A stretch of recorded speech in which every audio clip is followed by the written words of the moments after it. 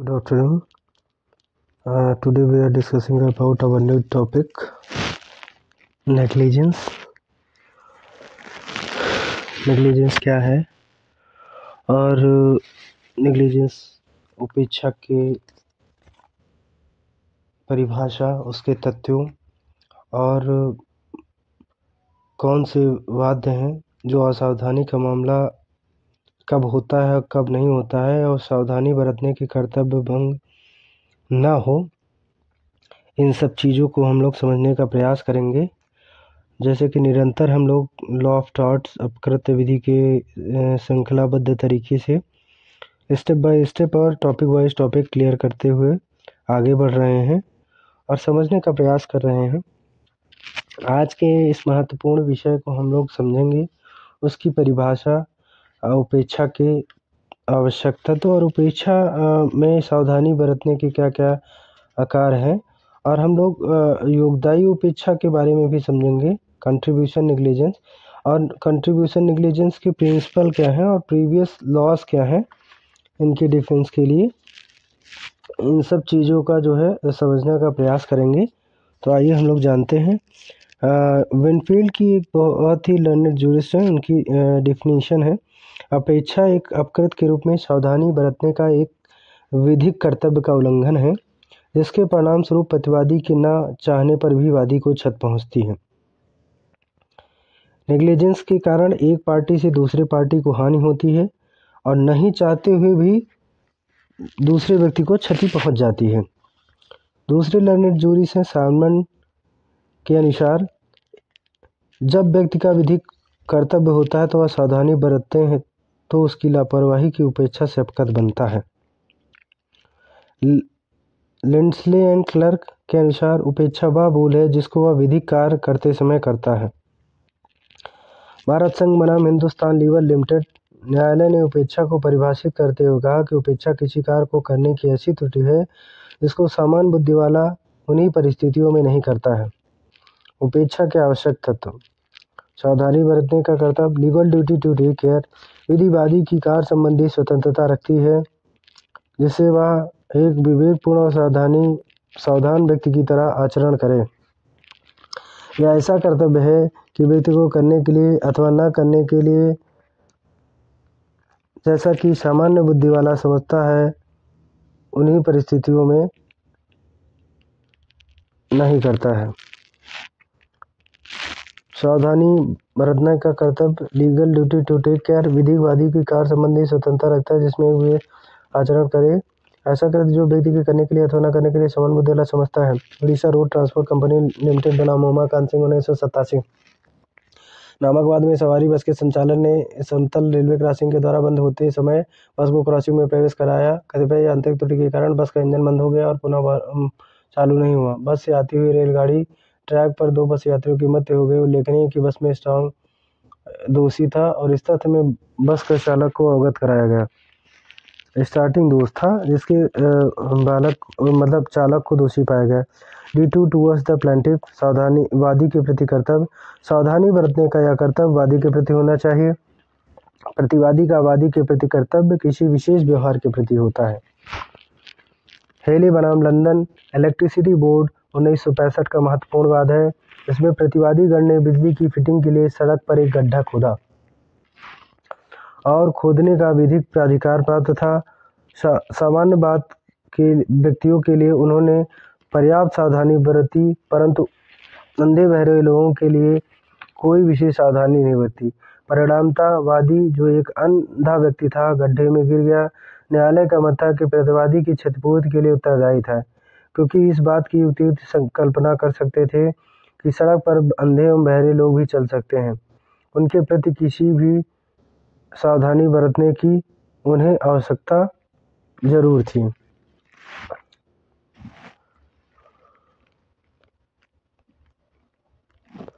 सावधानी बरतने का कर्तव्य, breach of duty to take care, असावधानी की कार्यवाही में यह भी प्रमाणित करना होता है कि वादी का सावधानी बरतने का जो कर्तव्य था उसका उल्लंघन हुआ। सावधानी का परिणाम वही होता है जो एक विवेकशील सामान्य बुद्धि वाला व्यक्ति मनोवेचित व्यवहार करते हुए बनाता है और इसका बहुत ही महत्वपूर्ण वर्णन डोनोंग बनाम स्टीवेंसन में बताया गया है। दूसरा महत्वपूर्ण बात, बोल्टन बनाम स्टोन 1951 का लीडिंग केस है। वादी एक क्रिकेट के मैदान के पास से गुजरते हुए क्रिकेट की गेंद से जख्मी हो गया और मैदान चार दीवारियों से घिरा हुआ था। न्यायालय का मत था कि प्रतिवादी असावधानी का दोषी नहीं है, क्योंकि मैदान को काफ़ी ऊंची चार दीवारियों से घेरा गया था, जो पर्याप्त सावधानी थी। पिछले 100 वर्षों में चार दीवारी पार करके गेंद बाहर जाने की घटना कभी नहीं हुई। काउंटिंग काउंसिल बनाम ड्यूश 1955। नर्सरी स्कूल का बच्चा सड़क पर चला आया, जिसके बचने में ट्रैक जिसे वादनी का पति चला रहा था खंभे से टकरा गया और वादनी का पति मर गया। वादनी ने काउंटी काउंसिल के विरुद्ध क्षतिपूर्ति का वाद चलाया, जिसमें काउंटी काउंसिल के उत्तरदायी माना गया, क्योंकि वह बच्चों को सड़क पर जाने से रोकने के लिए कर्तव्य में असफल रही थी। वादी को क्षति होना, डैमेज टू द प्लेंटिफ। उपेक्षा के मामले में वादी को यह सिद्ध करना चाहिए कि प्रतिवादी की असावधानी के फलस्वरूप वादी को क्षति हुई है। क्षति प्रतिवादी की असावधानी का परिणाम होना चाहिए। यदि क्षति दूरगामी हो तो प्रतिवादी को उत्तरदायी नहीं ठहराया जा सकता। क्षतिपूर्ति का निर्धारण असावधानी की मात्रा पर निर्भर करता है। स्टीनमा बनाम ट्यूमैन। एक ठेकेदार मकान की सजावट का काम कर रहा था। जब मकान में कोई नहीं था, ठेकेदार द्वारा बिना ताला लगाए हुए बाहर चला गया। ठेकेदार की अनुपस्थिति में घर में कोई चोर घुसा और बहुत सारा सामान चुरा ले गया। न्यायालय ने ठेकेदारों को क्षतिपूर्ति के लिए उत्तरदायी माना। नेटलशिप बनाम वेस्टर्न 1972। वादी सड़क की गलत पटरी की ओर से गाड़ी चला रहा था, इस प्रकार उसने दुर्घटना हो गई। चालक का कहना था कि वह सीखने वाला चालक था। न्यायालय ने उसे दुर्घटना के लिए उत्तरदायी मानते हुए निर्धारित किया कि सीखने वाले चालक से भी उसी प्रकार की सावधानी की उम्मीद की जाती है जिस प्रकार होशियार चालक से। पूर्व विधि में अंशदायी सिद्धांत के अपवाद। Exception to the principle of contributory negligence under previous law. तो क्या क्या है पूर्व सावधानी के बरतने के सिद्धांत, हम लोग जानेंगे। पहला है, जब वादी के ऊपर सावधानी बरतने का कोई कर्तव्य नहीं था, मतलब उनकी लायबिलिटी नहीं थी, बल्कि वादी को यह अधिकार था कि यह मान ले कि प्रतिवादी ने प्रत्येक कार्य पूर्ण सतर्कता एवं सावधानी से किया। दूसरा वाद है बटरफील्ड बनाम फॉरेस्टर 1887। प्रतिवादी ने गली में एक बल्ली लगाकर अनुचित अवरोध उत्पन्न किया, अनलॉफुल इंटरप्शन किया। वादी संध्या समय, जब इतनी रोशनी थी कि वादी उस अवरोध को देख सकता था, सवारी में बैठकर अपने घर आ रहा था। वादी उस अवरोध को देख सकता था। तेज रफ्तार होने के कारण गाड़ी लट्ठे से टकरा गई और वादी घायल हो गया। न्यायालय का मत था कि वादी का कोई वाद हेतु पैदा नहीं होता, जहां प्रतिवादी की उपेक्षा के बावजूद वादी उचित सावधानी द्वारा दुर्घटना को बचा सकता था। जब प्रतिवादी को अंतिम अवसर मिला हो, the rule of last opportunity. वादी की अंशदायी उपेक्षा वहां बचाव नहीं होगा जहां प्रतिवादी को वादी की उपेक्षा के पश्चात दुर्घटना के बचाने का अवसर मिला था, वहां उनका कोई दायित्व नहीं होगा। डेविस बनाम मान 1842 का बहुत महत्वपूर्ण वाद है।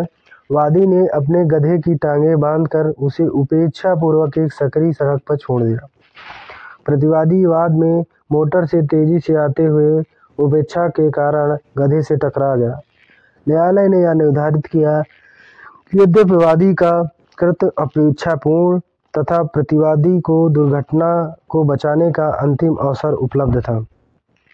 यदि प्रतिवादी सतर्कता एवं सावधानी बरतता तो दुर्घटना न होती, अतः वादी क्षतिपूर्ति पाने का अधिकारी था। वैकल्पिक खतरे का सिद्धांत, डॉक्ट्रिन ऑफ अल्टरनेटिव डेंजर। जब प्रतिवादी ने वादी को गंभीर स्थिति में फंसा दिया हो और वादी ने युक्त सावधानी विवेक के द्वारा उस खतरे को बचाने हेतु जो कार्य किया हो भले ही खतरनाक अथवा उपेक्षापूर्ण रहा हो, परंतु प्रतिवादी ऐसी दशा में अंशदायी उपेक्षा का बचाव नहीं ले सकता। जोन्स बनाम वायस 1816 की घटनाओं के अनुसार प्रतिवादी का एक कोच ड्राइवर था। प्रतिवादी असावधानी के कारण कोच के पलटने के स्पष्ट खतरा उत्पन्न होने पर वादी उसमें कूद पड़ा, इस प्रकार घायल हो गया। वादी के दावे के विरुद्ध प्रतिवादी ने तर्क दिया कि वादी ने कूद पड़ा और इस प्रकार घायल हो गया। वादी के दावे के विरुद्ध प्रतिवादी ने तर्क दिया और उपेक्षापूर्ण खतरा उठाया। न्यायालय ने प्रतिवादी का तर्क नहीं माना क्योंकि प्रतिवादी ने स्वयं असावधानी द्वारा वादी को गंभीर खतरे की स्थिति में डाल दिया। मैरीटाइम लॉ चौथा प्रिंसिपल है अंशदायी उपेक्षा का सिद्धांत एडमिरल्टी न्यायालय के क्षेत्राधिकार में आने वाले विधि प्रशासन पर लागू नहीं होता। कंट्रीब्यूटरी नेग्लिजेंस इस पे नहीं होगा, नहीं नेग्लिजेंस इस पे लाई नहीं होगा। प्रत्येक समुद्री जहाज का कर्तव्य है कि जहाज़ों का टक्कर बचाने हेतु नियमों का पालन करें।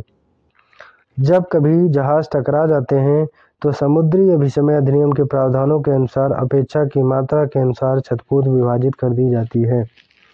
यदि उपेक्षा का अनुपात न तय हो सके तो क्षतिपूर्ति बराबर बराबर बांट दी जाती है। कंट्रीब्यूटरी नेग्लिजेंस ऑफ चिल्ड्रन अंशदायी उपेक्षा का सिद्धांत बच्चों के मामलों में लागू नहीं होता क्योंकि यह एक मानसिक दशा है। अतः बच्चे प्राणों के समान सामाजिक एवं त्वरित न्यायिक निर्णय ले सकते हैं। यह कोई बचाव नहीं कि बच्चा स्वयं अंशदायी उपेक्षा का दोषी हो। लिंच बनाम नूरुद्दीन 1841 का महत्वपूर्ण वाद है। प्रतिवादी ने अपनी घोड़ा गाड़ी सड़क पर बिना रक्षक के छोड़ दी जहां कुछ बच्चे खेल रहे थे। वादी एक बच्चा गाड़ी पर चढ़ रहा था, दूसरे बच्चे ने लगाम खींच दी। परिणाम स्वरूप घोड़े चल पड़े और वादी पहिए से कुचल गया। न्यायालय ने प्रतिवादी को उत्तरदायी माना। भाई बिल्कुल ऐसा करते ही था कि वादी को जो है प्रतिवादी को उत्तरदायी ठहराया जाना चाहिए था। वर्तमान विधि क्या है इस पे? विधि सुधार अंशदायी उपेक्षा अधिनियम 1954, law reform of contributory negligence act 1945 की धारा 1 के अनुसार जहां किसी व्यक्ति को आंशिक रूप से स्वयं अपने दोष तथा आंशिक रूप से किसी व्यक्ति या व्यक्तियों के दोष के कारण क्षति होती है, किसी व्यक्ति या व्यक्तियों के दोष के कारण क्षति होती है, तो नुकसानी हेतु दावा इस मात्रा या इस कारण असफल नहीं होगा कि क्षति स्वयं के दोष के कारण हुई थी, लेकिन प्राप्त होने वाली नुकसानी उस सीमा तक कम कर दी जाएगी जितनी न्यायालय दावाकर्ता की क्षति के दायित्व के में उचित तथा साम्यपूर्ण हिस्सा समझता है। अंतिम अवसर का नियम द लास्ट अपॉर्चुनिटी रूल क्या है समझने का प्रयास करेंगे।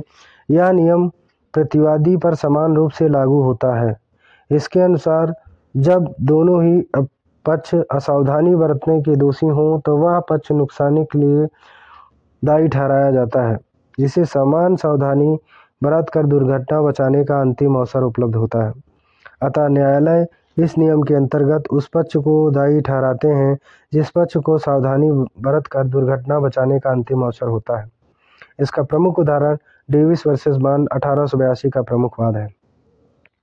वादी ने अपने गधे के पैर बांधकर सड़क पर छोड़ दिया और प्रतिवादी घोड़ा गाड़ी तेज से दौड़ाते हुए सड़क से गुजरी और गधे से टकरा गई। गधा मर गया। वादी ने प्रतिवादी पर वाद किया। न्यायमूर्ति बैरन पार्क ने प्रतिवादी को नुकसानी के लिए दोषी ठहराते हुए विचार अभिव्यक्त किया कि यद्यपि गधे को अनुचित ढंग से सड़क पर छोड़ा गया था, परंतु प्रतिवादी को गाड़ी इतनी गति से हाँकनी चाहिए जिससे जरूरत पड़ने पर दुर्घटना को रोकी जा सके।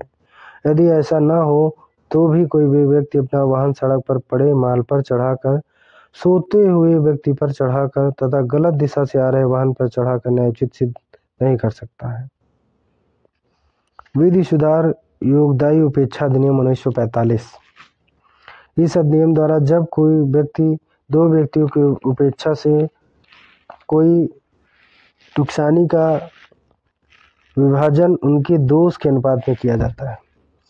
Smith Chesterfield and district cooperative society 1953 का प्रमुख वाद। एक लड़की मशीन पर काम करती थी। मशीन ठीक से बंद नहीं थी। लड़की ने मशीन की गार्ड के अंदर जानबूझकर अपना हाथ घुसेड़ दिया, जिससे उसका हाथ क्षतिग्रस्त हो गया और अभी निर्धारित हुआ कि लड़की 7% क्षति के लिए स्वयं दायी थी।